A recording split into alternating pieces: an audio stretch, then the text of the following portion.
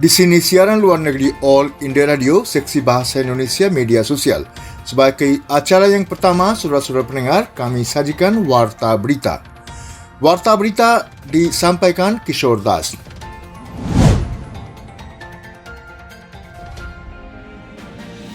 Pengadilan keliling untuk menjamin pemakaian masker di Dhaka.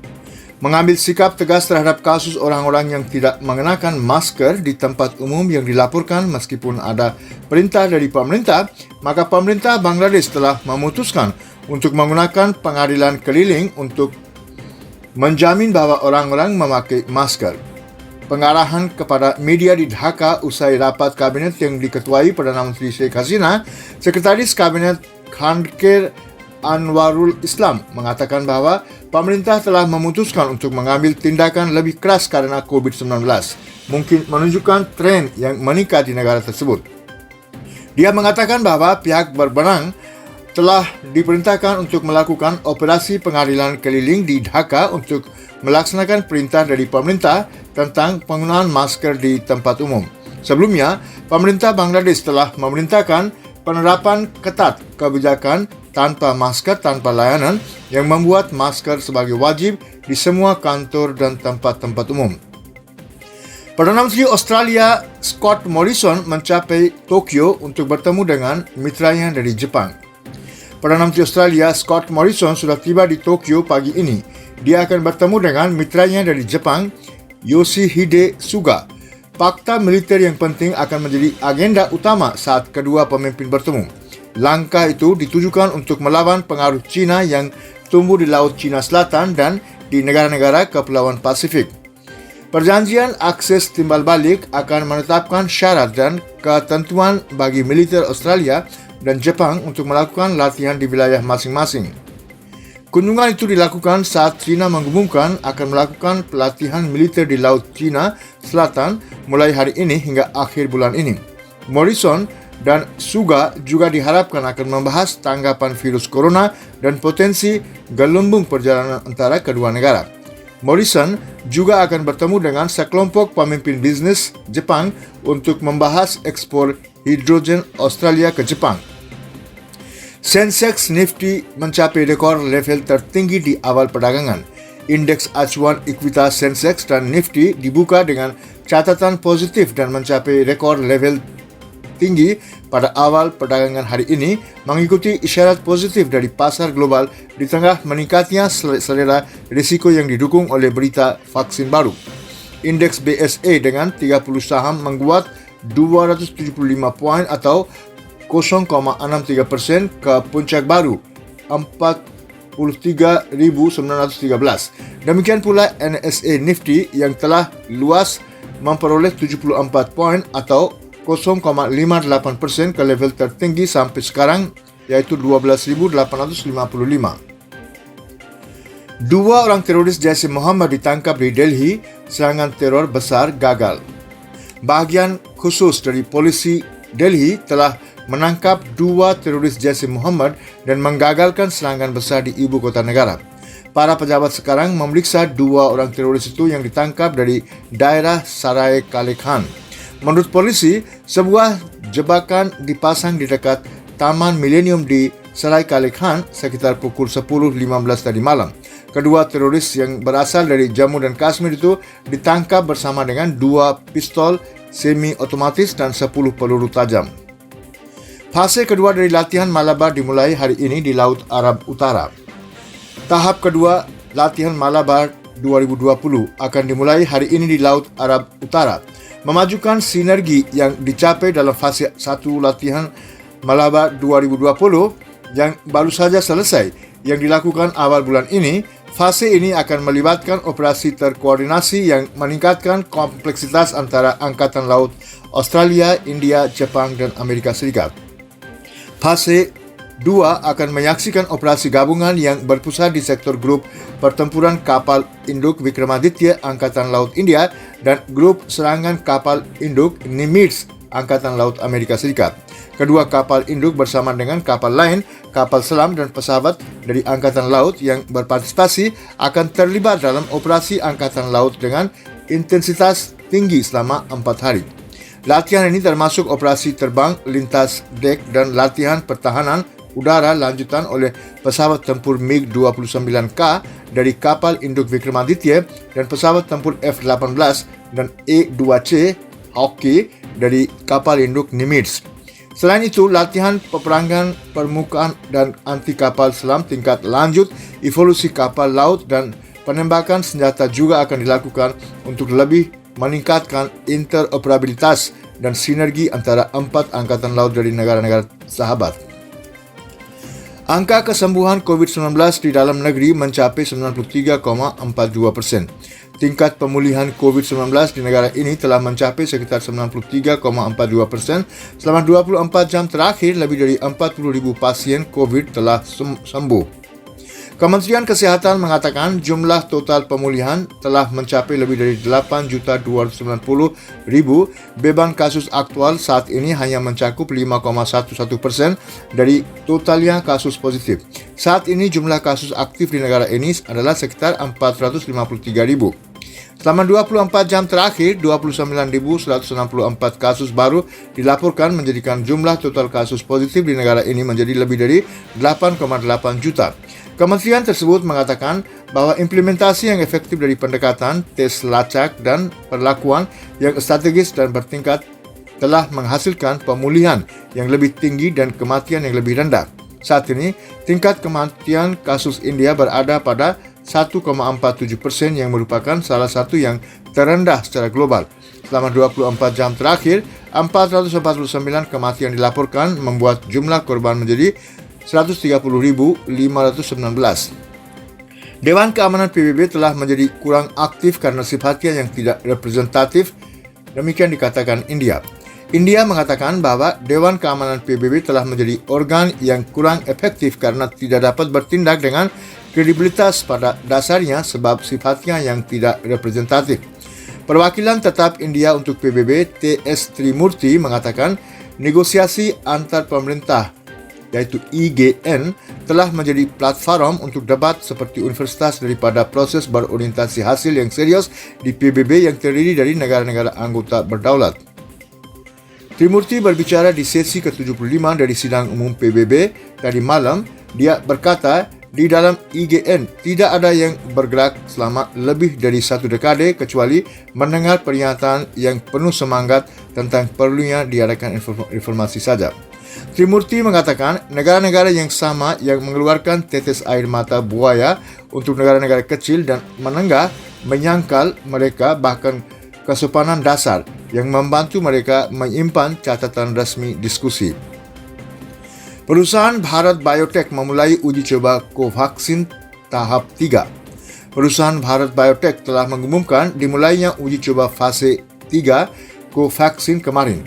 Uji coba tahap 3 akan melibatkan 26.000 sukarelawan di seluruh India yang dilakukan dalam kemitraan dengan badan ICMR. Ini adalah uji klinis terbesar yang dilakukan untuk vaksin COVID-19 di India. Ini adalah studi efikasi fase 3 pertama di India untuk vaksin COVID-19 dan uji coba efikasi fase 3 terbesar yang pernah dilakukan di India. Uji coba telah terdaftar di www.ctri.nic.in dan disetujui oleh Drugs Controller General of India. Relawan percobaan akan menerima 2 suntikan intramuskular kira-kira dengan jarak 28 hari. Peserta akan secara acak menerima Covaxin atau placebo. Sidang ini bersifat double-blinded sehingga penyelidik, peserta dan perusahaan tidak mengetahui siapa yang ditugaskan pada kelompok mana.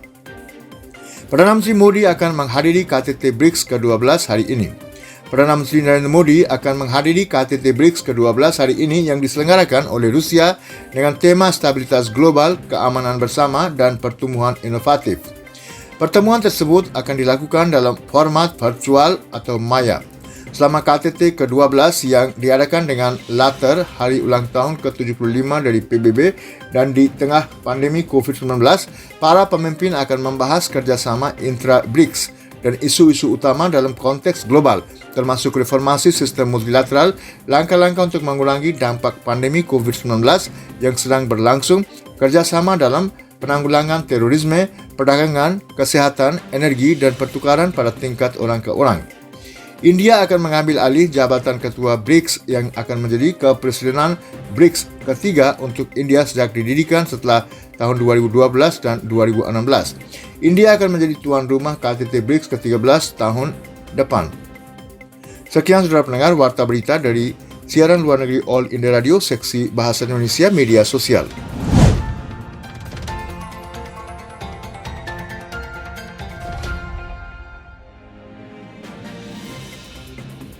Selanjutnya kami sajikan komentar yang berjudul ISRO meluncurkan satelit pertama di masa COVID. Menentang pandemi COVID-19 saat ini, Organisasi Riset Angkasa Luar India, singkatnya ISRO, meluncurkan satelit pertamanya pada tahun 2020 baru-baru ini dari Pusat Antariksa Satish Dhawan di Pulau Sriharikota di lepas pantai Teluk Benggala. Bersamaan dengan satelit pengamatan bumi EOS 01, penerbangan tersebut juga membawa 9 buah satelit pelanggan yang lebih kecil dari 3 negara. Satelit asing termasuk satelit eksperimental dari Lithuania, 4 buah satelit aplikasi kelautan dari Luxembourg, dan 4 buah satelit perinderaan jauh dari Amerika Serikat. Mengendarai dari pesawat peluncur satelit polar PSLV C-49 ISRO, semua satelit ditempatkan secara berurutan di orbit yang diinginkan setelah peluncuran. Itu adalah peluncuran pertama dari ISRO sejak tanggal 11 Desember tahun lalu ketika pesawat PSLV C-48 telah menempatkan satelit observasi bumi di luar angkasa yang mirip dengan yang diluncurkan pada hari Sabtu. Pada bulan Januari tahun ini, Badan ISRO telah mengirimkan satelit komunikasi G-SAT-30 ke luar angkasa, namun itu dilakukan dengan menggunakan roket Ariane yang diluncurkan dari Pulau Guyana, Prancis. Setelah itu, jadwal peluncuran ISRO terganggu sama sekali akibat pandemi virus corona. ISRO telah merencanakan lebih dari 20 peluncuran satelit pada tahun fiskal 2020 dan 2021, termasuk misi-misi penting seperti Aditya L1, misi eksplorasi pertama ke matahari, dan Gaganyaan, pendahulu penerbangan luar angkasa berawak pertama dari India. Setengah dari peluncuran yang direncanakan adalah dari satelit observasi bumi seperti EOS 01. Dengan beratnya 630 kg, EOS 01 adalah satelit observasi bumi yang ditujukan untuk aplikasi di bidang-bidang seperti pertanian, kehutanan, dan dukungan manajemen bencana.